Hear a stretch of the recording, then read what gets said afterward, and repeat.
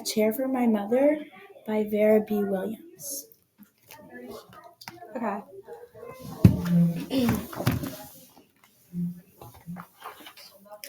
My mother works as a waitress in the Blue Tile Diner.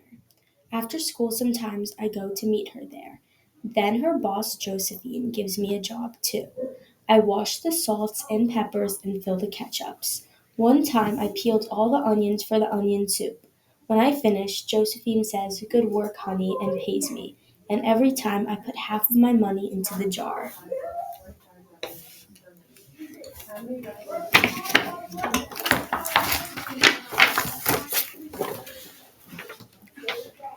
It takes a long time to fill a jar this big.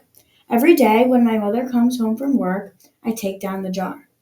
My mama empties all her change from tips out of her purse for me to count. Then we push all the coins into the jar. Sometimes my mama is laughing when she comes home from work. Sometimes she is so tired she falls asleep while I count the money into piles. Some days she has lots of tips. Some days she only has a little. When she looks worried, but each evening every single shiny coin goes into the jar. So that's the jar with all of the coins.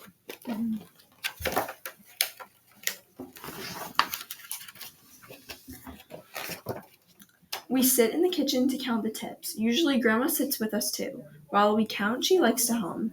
Often she has money in her old leather wallet for us. Whenever she gets a good bargain on tomatoes or bananas or something she buys, she puts by the savings and they go into the jar. So that's Grandma and Mom and the little girl.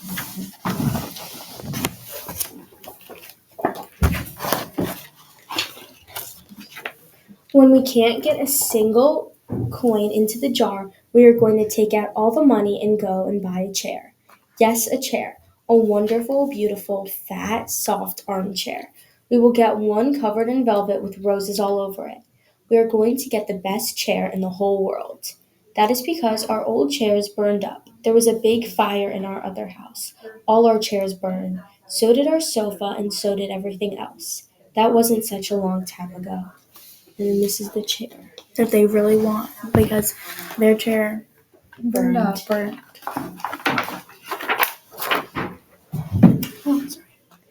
My mother and I were coming home from buying new shoes.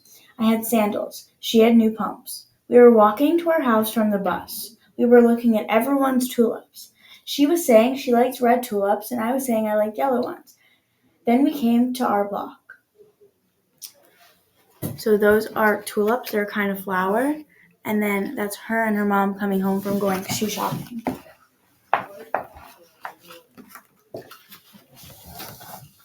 Right outside our house stood two big fire engines. I could see lots of smoke. Tall orange flames came out of the roof. All the neighbors stood in a bunch across the street. Mama grabbed my hand and we ran. My Uncle Sandy saw us and ran to us. Mama yelled, "Where's Mother?" I yelled, "Where's Grandma?" My Aunt Ida waved and shouted, "She's here, she's here, she's okay, don't worry." Grandma was all right, but our cat was safe too, though it took a while to find her. But everything else in our house was spoiled. Since I'm all running from the fire.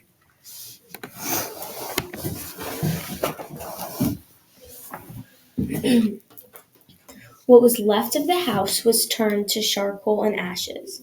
We went to stay with my mother's sister, Aunt Ida, and Uncle Sandy. Then we were able to move into the apartment downstairs. We painted the walls yellow. The floors were all shiny, but the rooms were very, very empty. And this is their old room that was burned.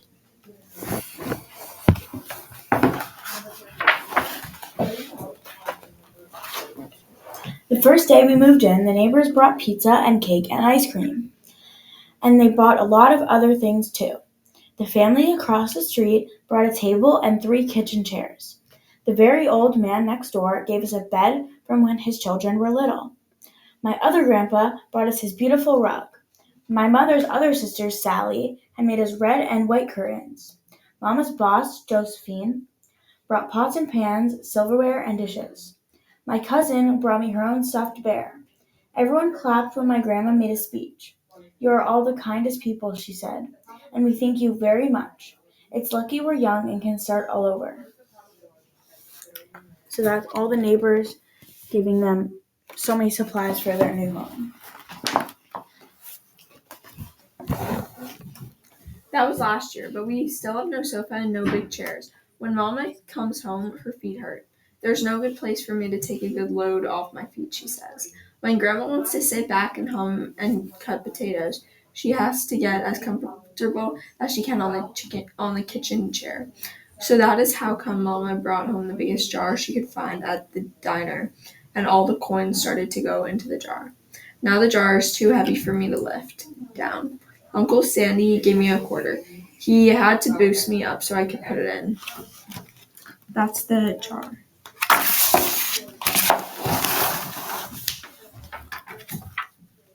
After supper, Mama and Grandma and I stood in front of the jar. Well, I never would have believed it, but I guess it's full, Mama said. My mother brought home little paper wrappers for the nickels and the dimes and the quarters. I counted them all out and wrapped them all up. On my Mother's Day off, we took all of the coins to the bank. The bank exchanged them for $10 bills. Then we took the bus downtown to shop for our chair.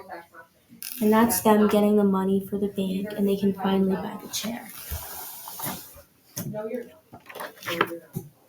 Finally, we found the chair we were all dreaming of, and the money in the jar was enough to pay for it. We called Aunt Ida and Uncle Sandy. They came right down in their pickup truck to drive the chair home for us. They knew we couldn't wait for it to be delivered. So that's the store with all the chairs that they finally have enough money to buy from all their coins. My gosh. I tried out our chair in the back of the truck. Mama wouldn't let me sit there while we drove, but they let me sit in while they carried it up to the door. So that's them buying the chair that they had always dreamed of.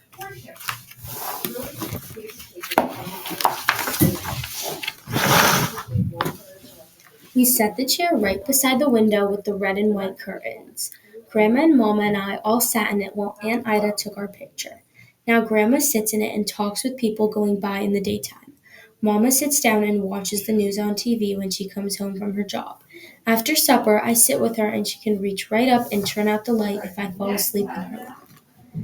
And that's her in her mom's lap on the new chair.